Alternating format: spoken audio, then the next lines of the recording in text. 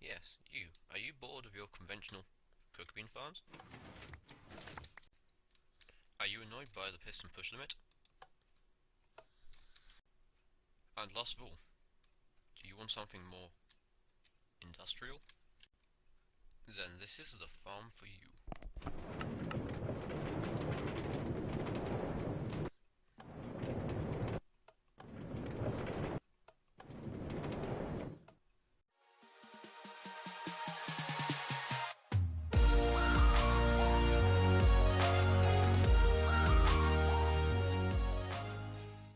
Hey guys, it's Sess and welcome back to another video. I said I want to get back into technical Minecraft, and I think I've done just that with this. You could put this here actually, that looks a lot nicer. Anyways, thinking about aesthetics and stuff like that. This is the industrial cocoa bean farm. Just a small little design made. I'm not sure how useful it will actually be, but I think it's pretty useful. So, that's my opinion at least. How it works. It's sort of inspired by Derpitaco's Neverwalk Farm, and also by a guy called Calix Simru.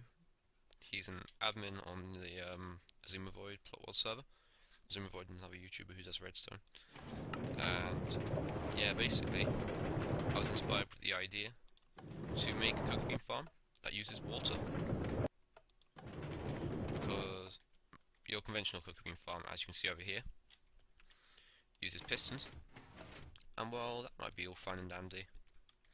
We have this old friend here, the extension limit, which means that your cocoa bean farm cannot go any higher than 12 blocks.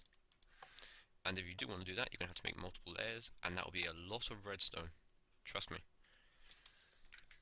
The thing is with this design though, it uses water. If I... yeah. Can't wait for 1.9. Anyway. It uses water, which means that you can have an infinitely high tower, theoretically from sky to bedrock, of pure cocoa bean farming, which would make this way more redstone efficient, as well as general cocoa bean efficiency.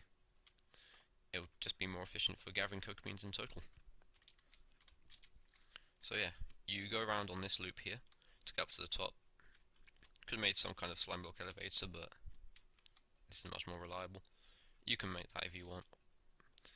And then you go down here, and basically you start from here, which means you're facing towards this button, which means that you're defaultly facing this way, which means if you're holding right click, you will start placing those. Actually, I can't have this here. What am I talking about? I'll flick that when I go down. Theorizing in my head. So yeah, you just go along here, holding down this and dropping down, and you won't actually miss these ones due to like player syncing problems, because you'll still be inside this block, because you have to go the whole way down to hit this button, which then pushes you along. So yeah, it's kind of a more efficient way of doing it, which means that you won't miss any of them on the way. You may miss the last one or two here, but that doesn't really matter too much. I'm just going to go over the basic redstone, and yeah. Okay, this button in here is the main bulk of the redstone. Like, well, it leads to the main bulk of the redstone. It's not just a button. Trust me. And yeah, the way it works, the button leads out into this redstone output, which runs past this hopper. It doesn't really matter is powering the hopper, because the power will be done by the time the water's made it down and the items are collected. And this means that the redstone runs into here and powers this, which sends you on your way. The main thing though is that it powers this. This is the stick piston with slime blocks, which means that it pushes the redstone block up. And yes, you might be thinking, you're going to have the piston push limit here. And that is why you can do this very cool thing called, yeah, you can just do that. And what you do from there is you take a piston output. Has to be a piston output, I think. Yeah, and it runs into a one-tick pulsar, which then runs into this redstone, giving the first output to the dispensers, dropping out the water. And then you have this one shortly afterwards, which brings the water back in, which means you get a very, very small flow of water, which won't cause any problems with flowing or joining up to make bigger water streams. That doesn't really matter anyway. It's just for the matter of size, and also the fact that you need to be able to place it on the way down. So yeah, that's how that part works. Then we have the simple matter of all of these. I've just powered them using a simple redstone torch tower like this, but not an actual redstone torch tower, because that would cause like on and off issues. Basically, that goes there, powers this one, and this one. This one powers this one, and this one powers this one and this one. And then we have this powering that. Great commentary. And then we just have this lever powering this, because it's really the best way to do it. You can't have it here because otherwise you might end up flicking on the way down, stopping you from travelling again on further journeys. Then you drop down here, and you hit this button, which powers the rail. I think there's some simple... oh no, I removed the need for redstone by putting this literally right above the rail. There used to be some redstone to do that, but having this here completely removes the need, and the water can still flow behind it very neatly.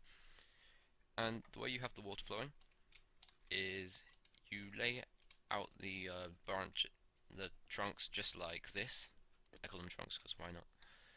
And you end up with this sort of structure, which has, well, you can really have as many as you like if you manage to get the rails working properly, just carry you all the way across. But here I have 9 different logs, and they are in a zigzag pattern. This means that the dispenser can fire water over all different sides, whereas if they were in a straight line, you require a dispenser for every single block, which would make this a lot less resource efficient. Sorry. And also it means that you can have the button right here, and it won't get in the way of the water flow. And yeah, then everything just goes down into this. Parts where it sticks out, hoppers just feed into the main line, and they go down into this chest. So yeah, it's pretty efficient. I've got my game tick sped up, but I'm going to show you what it's like to go around it.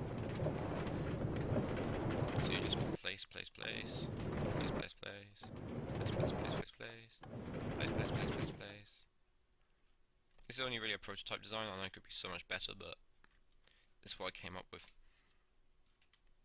So yeah, it works pretty well.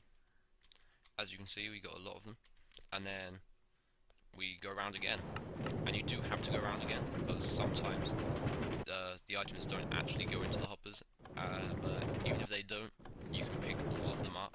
It's designed so that no item will be out of your reach. As you can see, we picked up every single loose one, and let's see how many we got down there. They're still feeding through. Yep. And we got 23 down there. Not bad, not bad. And we also completed that stack of 64, so yeah, you get a lot of coke beans from this. I'm really quite proud of it, to be honest. If you guys want a tutorial on it, I do actually have a world stop for that, so I may do a tutorial one day if you guys actually want that. But yeah, I'll be seeing you all later.